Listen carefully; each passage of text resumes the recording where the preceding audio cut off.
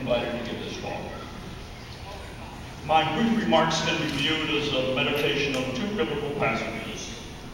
One of them, the fifth of the Ten Commandments, honor your father and your mother. And the other, words of Jesus, allow the little children to come with me. Tonight we grieve. Let's not pretend we don't. We're sad. Sadness is not the only thing we feel, but we are sad. A truly remarkable school, begun in 1892, is closing its doors. We're attached to this school. We love it. Yeah, there is such a thing as being attached to a school. If there's anybody out there somewhere who doesn't believe it, talk to us. When I step inside these doors on a school day to pick up one of my grandchildren, I feel something very special. I feel love and warmth. It's very different from my own elementary school back in Minnesota, as I remember it. And I feel energy and vitality, not the energy of chaos. An energy that knows that there are rules, but for whom the rules are not a straitjacket. That's part of what I feel.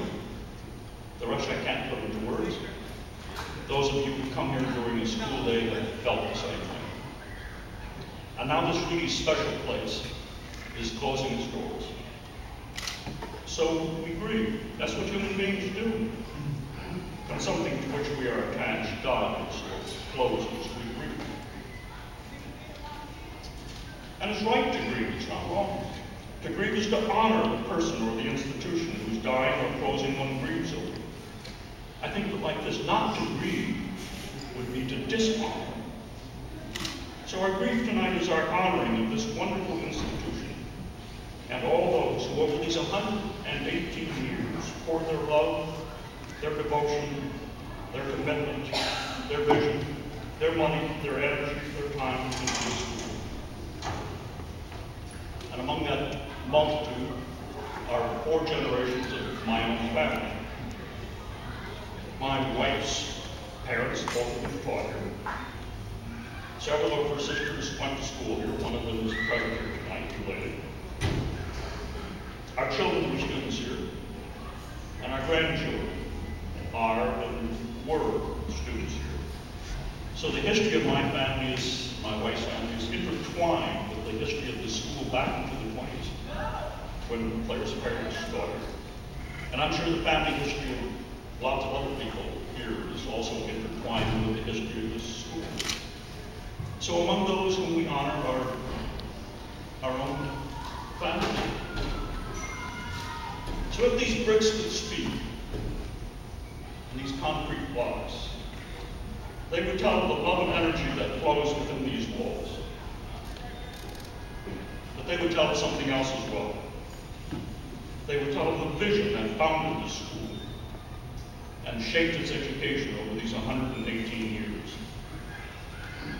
Let me state that vision as briefly as I can, as I know how. I think it's this vision. The vision of treating each student as a precious child of God, and of inspiring and equipping each one to live their present life and their future life as a child of God. For a good many years, the students here were the children and grandchildren of Dutch immigrants, with a few other white children interspersed. They lived in the neighborhood. But then the neighborhood changed to people, what we call people of color, moved in. And the response of the school to that change in the neighborhood is wonderful and remarkable. Instead of moving to the white suburbs, the school welcomed the children of the neighborhood, children of color. These too are treated as precious children of God. These too are inspired and equipped to live their present lives and their future lives as children of God. And so, as everybody here knows, it happens that a very special kind of Christian school developed here. Extraordinary. Not many like it. Oakdale became an inner city, multicultural, interracial school. It became a living testimony to the fact that the Christian church transcends all natural boundaries. And when it was proposed as part of the Christian school consolidation plan that Oakdale be closed, quite a few of us protested. We didn't see how this precious thing that had developed here could be transported to another location. Location matters. And our efforts failed. That's also why we grieve. But we don't only grieve, as I said. We also give thanks.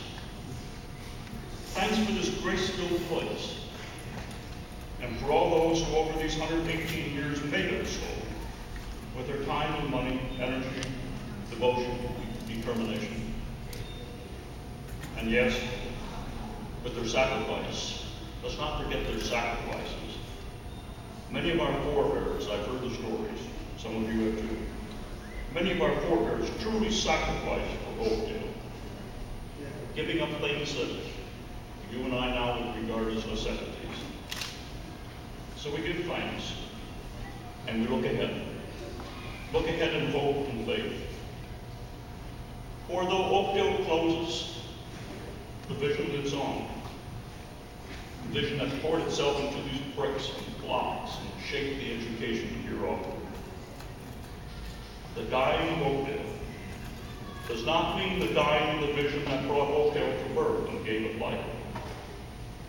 The dying only means that that vision will now be lived out in other places. So, our gathering is bittersweet, sweet bitter. We grieve a death. But we also give thanks to God for God's grace over these 118 years. And we celebrate life. We grieve the death of Oakdale while celebrating the ongoing life of the vision. Important to Oakdale has been in the vision. The vision does not die with Oakdale. The vision, to say it once more, of treating each student as a precious child of God, and of inspiring and equipping each of those students to live their present lives and their future lives as a precious child of God. That's the vision, and it lives on.